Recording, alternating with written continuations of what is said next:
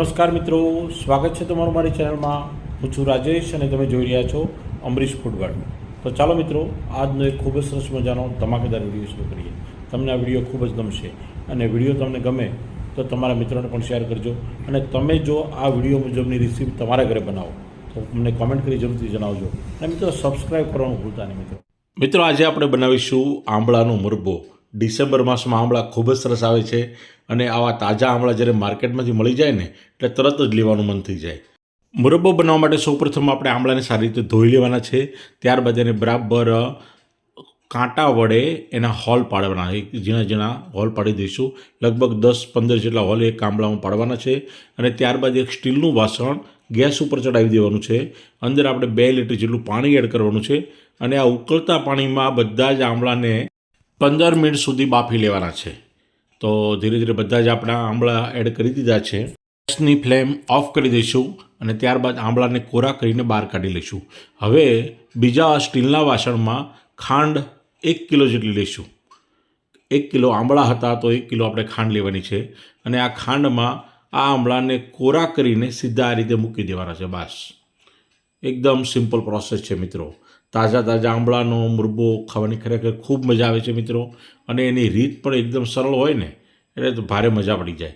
થોડું પાણી એડ કરી દેવાનું છે, ગેસની ફ્લેમ સ્લો રાખવાની છે અને આ રીતે ચમચા વડે ધીરે ધીરે હલાવતા રહેવાનું છે, જેથી આ ખાંડ બધી જ મેલ્ટ થઈ જશે, ખાંડ બધી ઓગળી જશે અને એની એક સરસ મજાની ચાસણી બની જશે। તમારે ખાંડને બદલે સાકર પણ વાપરી શકો છો, ગોળ પણ વાપરી શકો છો, અથવા તો તમારી પાસે ખાંડનું બૂરું હોય, પતાસા પડ્યા હોય તો એ પણ તમે આમાં વાપરી શકો છો।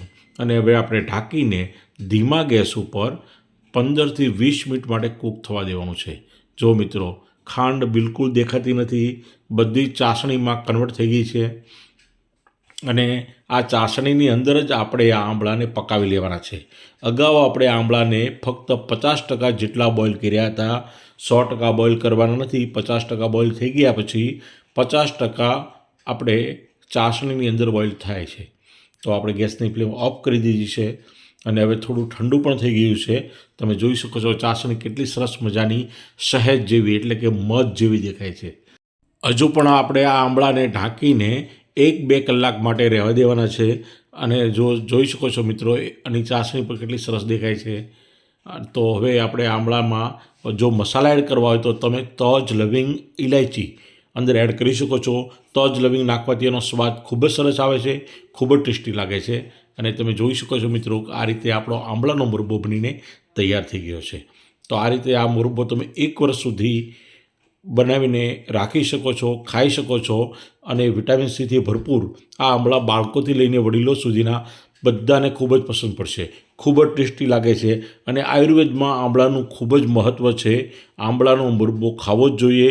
આંબળા કોઈ પણ સ્વરૂપે ખાવા જોઈએ। માથાના વાળથી પગના તળિયા સુધીમાં આખા શરીરમાં આંબળા ખૂબ જ ફાયદાકારક છે અને વિટામિનનો સ્ત્રોત છે। તો તમને મારો આ વિડીયો કેવો લાગ્યો મને કોમેન્ટ કરી જણાવજો। વિડીયો ગમ્યો હોય તો લાઇક, શેર અને સબસ્ક્રાઈબ કરજો। મળતા રહેશું નવા વિડીયો સાથે। જય હિન્દ, જય જય ગરવી ગુજરાત।